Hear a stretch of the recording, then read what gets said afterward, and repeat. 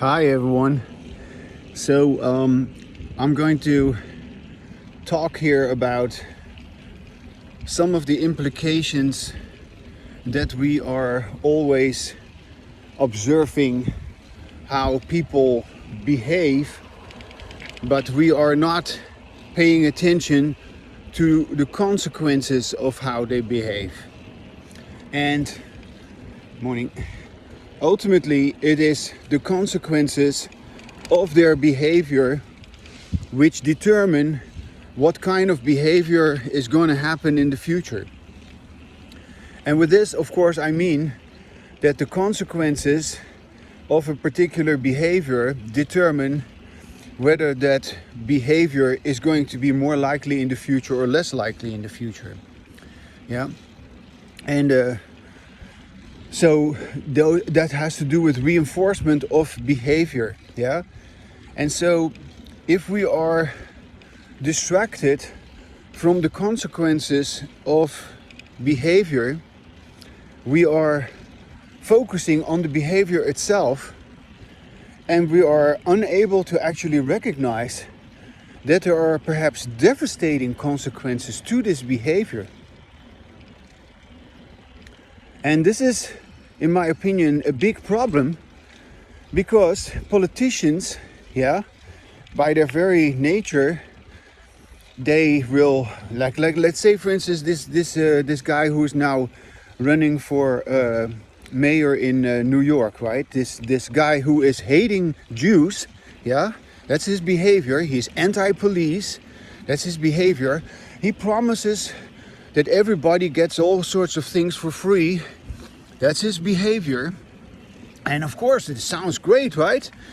It sounds fantastic. And a lot of people on the left, of course, all the crazies, they want everything for free. They want socialism. And he taps into that. But he is a Muslim, and he's a Jew hater. He's an anti-Semite and anti-Israel.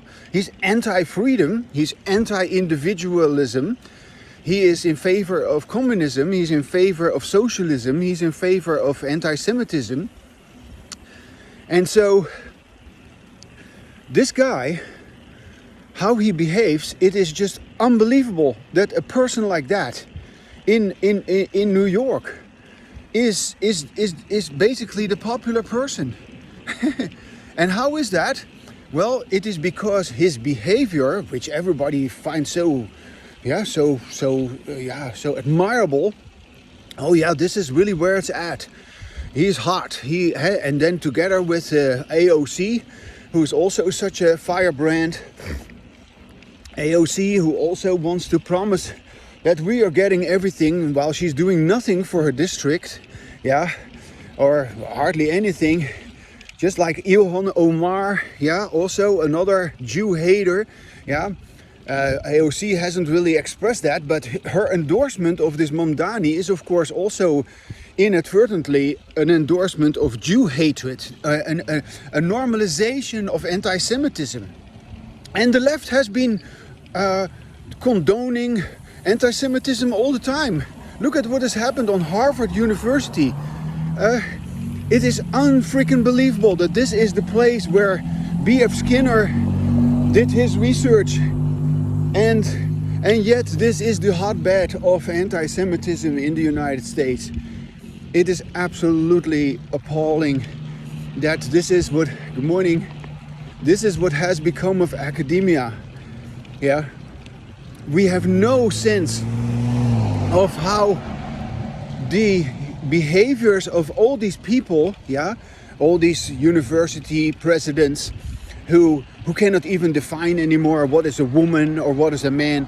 The judges, Supreme Court judges, we have really no clue about the behavior of these people, how that has far-reaching consequences, which means that millions of people have been indoctrinated by the left to be anti-Semitic, to be in favor of Muslims, while Muslims, you can see them in Michigan, you can see them in these places, Minneapolis, wherever it is, that they are doing mass prayers. They are doing mass prayers in New York, and this pure intimidation. And they are using the religious freedom, the freedom of religion, they use that to gain power. And yeah, you can say it's a freedom of religion. Yeah, that's wonderful. And we can be in favor of the freedom of religion, and that's the behavior. But what are the consequences? The consequences are that there is such a thing as political Islam, which has already ravaged Europe, yeah, and there is already the alignment of the left with Islam, which leads to all this anti-Israel hatred and anti-Americanism, and Trump is pushing off against that, of course, but not sufficiently in any case, yeah, not as he should. Much more is needed, yeah, than preventing people from Muslim countries from immigrating to the United States. No, we need to clamp down on this public intimidation that is being done by Muslims. Yeah? And we also need to question and openly discuss without being scared into believing that we are practicing, what is it called? Islamophobia. Because every time we hear about Islamophobia, and while anti-Semitism is allowed. No, there is no such thing as Islamophobia. We just got to criticize this religion, just like we need to criticize any religion, in my opinion, because there is such a thing as embodied language, and embodied language has nothing to do with any religion. Yeah, it is about the freedom of the individual, and the individual doesn't have a religion. The individual is enough unto himself. Yeah. That is something that we haven't really gotten to with our language. And so, if we look at all the freedoms that we have, sounds great, right? Freedom, oh yeah, I'm in favor of freedom. I'm in favor of the freedom of speech. I'm in favor of your opinion. You are allowed to have your opinion, and even though I totally disagree with it, and it all sounds great, right? Because we focus on the behavior itself. But how about the consequences? How does this pan out in the future? How does this create the world in which we live? What kind of a world is being created by this? Yeah? I'm not saying that we should do away with the freedom of speech or the freedom of religion as such, but I'm saying there should be a conversation like I'm having here right now about the fact that there are consequences to these freedoms, and these consequences are that certain people gain power. These consequences are that these people who gain power are able to push their agenda down the throat of everybody. That's why everybody has been indoctrinated and bamboozled into this whole business of transgenderism. And also, of course, don't forget about that. This really has happened, and we're still dealing with all the fallout from that. There has been these open borders, just like there have been open borders in Europe. Yeah, there are still, the border is now closed, and now we're dealing with all the fallout from that. How do we get all these people out, and how do we prevent all the crime that has been happening, also perpetrated by a lot of these criminals who have been roaming our streets freely, because judges nowadays, good morning, they don't enforce the law anymore. They don't punish criminals anymore. They don't lock them up anymore. They let them off freely. Okay, good morning. Hi. And so that all has to be stopped. Yeah. And then there is, of course, this is another thing, left-wing politics again, and left-wing behavior again. Yeah, no, these judges, they need to be more equitable. Oh yeah, because it's not stealing. No, it is poverty. Yeah. And it is not, it's not criminal. No, they are just trying to provide for the family. Oh yeah, should we then allow the whole world in and pretend? Good morning. Morning. Hi. Pretend that there is no need for any regulation at all. That's just totally stupid. The consequences of this is chaos. The consequence is increase of crime. The consequences is lawlessness. The consequences is fear and divisiveness and just an increase of our problems. There's no safety. There's no commonality. We don't agree on anything. So Focusing on the behavior has resulted us in believing what we want to believe and not being able to reason through any of the consequences of what we're doing. So, yeah. And so, if the West wants to remain the culture of individual freedom, we got to stand up for our individual freedom. And there's no group behavior that is going to be allowed in any way with whatever kind of intimidation, because everybody is trying to intimidate everybody else.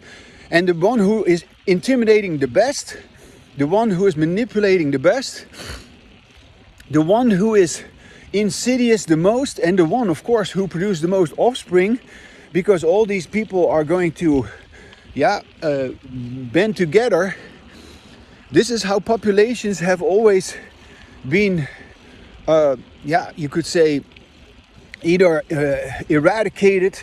Of course, there was the killing of the Jews, and they have been trying to erase the whole Jewish population from Europe in the Second World War. But now in the West, basically, we are trying to. There's been a war on white people, basically, because supposedly there's something wrong eternally with white people, and all the other colored people, they are supposedly always having a free pass on everything. I am personally against all of this favoritism. I am personally against all this group maneuvering. Because I know embodied language, but I also know that embodied language cannot exist in a vacuum. We may be believing that, but that's just ignorance, that's just naivety. Individualism exists within a culture that supports individualism, and more importantly, individualism can only continue to exist if there is the language, the linguistic component to individualism, which is the expression of our individuality. Now, anyone who has heard what I was saying should be able to understand that the group that we believe to belong to is, of course, resulting, again, a consequence of, your belief in a group, that you belong to a group. So that's your behavior, your religious behavior, your political behavior, your social behavior, your affiliation with this or that type of ritual, this or that type of habit, way of talking, but once you begin to talk with yourself, once you begin to listen to yourself, once you begin to be an individual and hear yourself, there is none of that group behavior. None of it. Absolutely none. And so that is what real individualism is about. That we are, as individuals, free from all group behavior. And that is my language enlightenment, by the way. Because I'm expressing myself strongly, but, necessarily strongly with my embodied language. This is my embodied language that you are hearing here right now. It may rub you the wrong way, and I hope it does. It needs to, because this is what people need to begin to talk about, that there is such a thing as embodied language, which is different from disembodied language, because embodied language is the language of the individual, while disembodied language is the language of the group. And so it's up to you to begin to have that conversation with yourself. Good morning. That conversation with yourself, which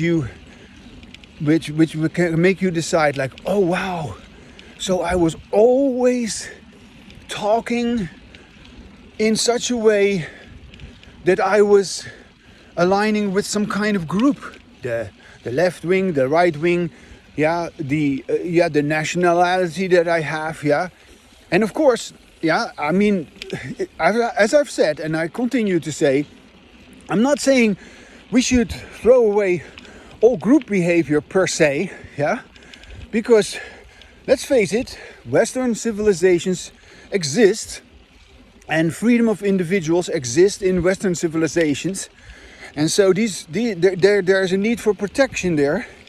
There's a need for maintaining these freedoms, yeah.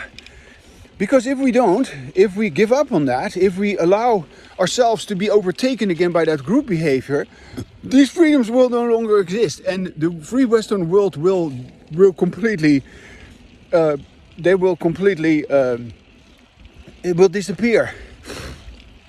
And civilizations have come and gone, and the same could very well be true for Western civilization. And you know, there have been the Dark Ages also, in which a lot of knowledge was lost that had already been acquired, just because people, their superstitious belief in group behavior had good morning. That superstitious group behavior had destroyed practically most of what individuals have found. And if there was any knowledge that was salvaged, that knowledge was then exploited by those few people who knew about it, and who basically owned the rights, so to speak, to this knowledge. And yeah, that is another thing, how knowledge is being spread and how misinformation is being spread. Disinformation, misinformation, distraction, entertainment, you name it. All of that is involved, of course, in this picture. Yeah. If we're going to have embodied language, the ones that are up to it, the people who are capable, the people who are sincere, honest, and also brave, yeah, the land of the brave, the home of the free, that's America, hopefully. I speak to you, my fellow Americans, but I also speak to any freedom-loving individual, that are we going to stand up for our freedom, for our individual freedom? I am. This is my stand, yeah? I am saying this. None of these pundits on TV are saying this. I don't hear anybody talk about this. I say it, yeah? We cannot tolerate any infringement on our individual freedom. And we should band together with embodied language to fight and to stand for and to defend, yeah? Because we have to defend, we have to have armies in this world in which you just see Xi Jinping and this, what's this guy? This Putin and this other guy from Korea, Kim, yeah? These are three tyrants, yeah? They want to overtake the world, yeah? Don't make any mistake, that is what they are after. That is what they want, and this is what they're selling to people, and people are in some ways also they are in favor of that, and that's why these people are still in power, yeah? These people wouldn't be in power if people wouldn't rise up against them, yeah? And wars have been fought, people have been killed, there's been an American Revolution, which is at the birth of our nation here, the American, the United States was born out of a great struggle. Everybody should know about this. This is our history, and history can repeat itself again. There can occur another civil war, whether it's here in the United States or in Europe. But again, I want to end this video with my observation that there is behavior. Yeah, people behave a particular way, and they talk a certain way. Good morning. And that all sounds great, right? Because that is how you are sold, hook, line, and sinker, on everything that you have been deluded into believing that it's going to work for you, that's going to make you happy, it's going to solve your problems, it's going to make the world better. Yeah, all of that was done with disembodied language, not with what I am talking about, not with embodied language as I'm speaking right now. Yeah, so with embodied language, we are talking about the consequences of this very behavior that I'm exposing you to right now. So you are now witnessing my embodied language, which is the behavior I manifest, and you can experience the immediate consequences of that behavior.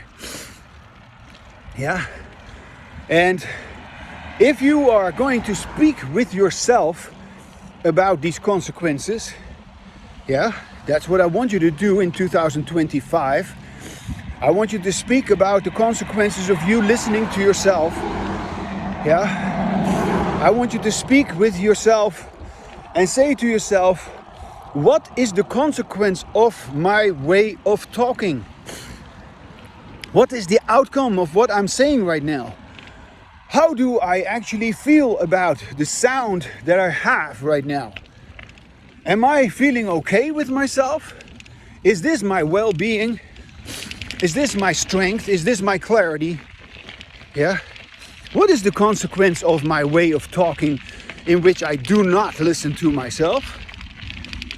Yeah. It undermines me.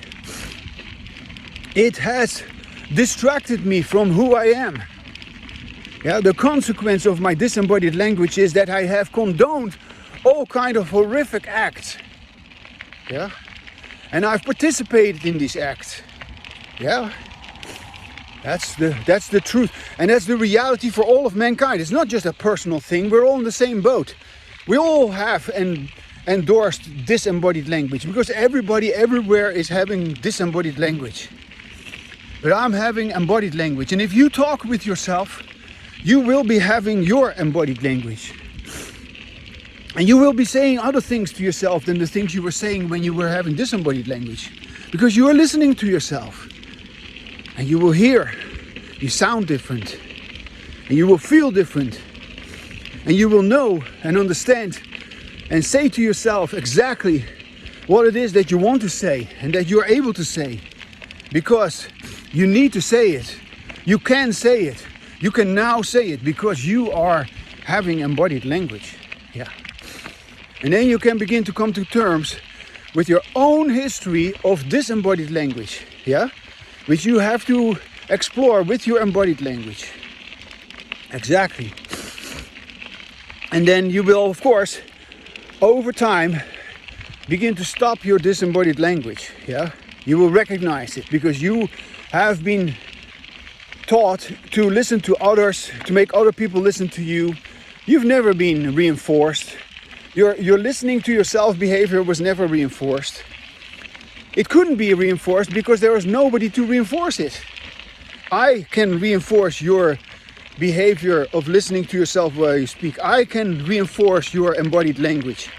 And that's what I will do if it comes to 2026. And if in 2025 you have experimented to find your own understanding about what is disembodied language for you and what is embodied language for you. So if you do that and you talk with me in 2026, you will, in the same way actually as you should already be feeling right now, you will be reinforced for, and it's not you who's reinforced, it is your behavior which is reinforced. Yeah. And it is the behavior of listening to yourself while you speak, which is then reinforced and which is then going to occur more likely in the future, because that is the behavior of your individualism. That is the behavior of your freedom. That is the behavior of the future of mankind. The future of mankind is not in all this group behavior that we have lived with forever. No. Once you discover for yourself the difference between disembodied language and embodied language, you will know that you want to have embodied language and no longer you want to have disembodied language. You've had a disembodied language. You didn't even realize you were having disembodied language. Yeah. You were always focused on how you behave, but you were never ever able with your language, by speaking out loud, by talking with yourself, by telling yourself what is going on. You have never been able to reason through what is the consequences of your participation in this common, ubiquitous way of talking in which you do not listen to yourself while you speak. So, now, I've said it, and I saw on my YouTube channel that more than 1,000 people have watched that short video clip, that I'm not interested in being enlightened. I'm interested in saying that I'm enlightened. And yes, that is the big difference between someone who has embodied language and someone who has disembodied language. The person who has disembodied language wastes their whole life on what it might be like to be enlightened. I know these people, I've been around them, and I understand there's many people who are approaching enlightenment from an intellectual perspective. They believe that we need to know more, we need to do more research, and we need to understand it better. It's complicated, and we can never really get to the end conclusion of anything because supposedly there's so much to know. But all of that is based on the group behavior that has until now been the basis of finding truth. Yeah? If we look at how we come to have understanding of things, it is not about any kind of belief in any kind of group behavior. And so, but the very way of acquiring knowledge by comparing different groups is the main way of practicing science. And so embodied language and listening to ourselves while we speak is a different way of practicing science, where we are not comparing averages, we are only our own, we are as a speaker our own listener. Yeah, and we begin to make sense of our own behavior. We begin to understand and talk about and acknowledge, no matter how difficult, no matter how painful, no matter how how sad, because we have to admit that what we have done was based on the darkness that is disembodied language, the darkness of not listening to ourselves while we speak. Yeah, and that darkness is only dispelled if we begin to listen to ourselves, and it is dispelled immediately. So the consequence is immediate, and the consequence is also in the future. Yeah, my embodied language, which of course I'm not always able to have. I mean, I can have it under most circumstances because I know what kind of circumstances are needed for my embodied language, and I prefer those circumstances. I select those circumstances. That's what anyone with any intelligence would do. But the consequences of embodied language are both immediate and later on, in the future. And I can tell you from my experience, and I feel very strong about this, very proud, very happy, very content, and very certain that all the consequences of my embodied language have been positive. They have always enhanced my life. They have always made things better. And that is what I predict. If you would begin to acknowledge the consequences of your stupid, your unintelligent, your mechanical, your forceful, your unnatural, disembodied language. Now, I know it is tough, it is a lot what I'm saying, but I felt like saying this.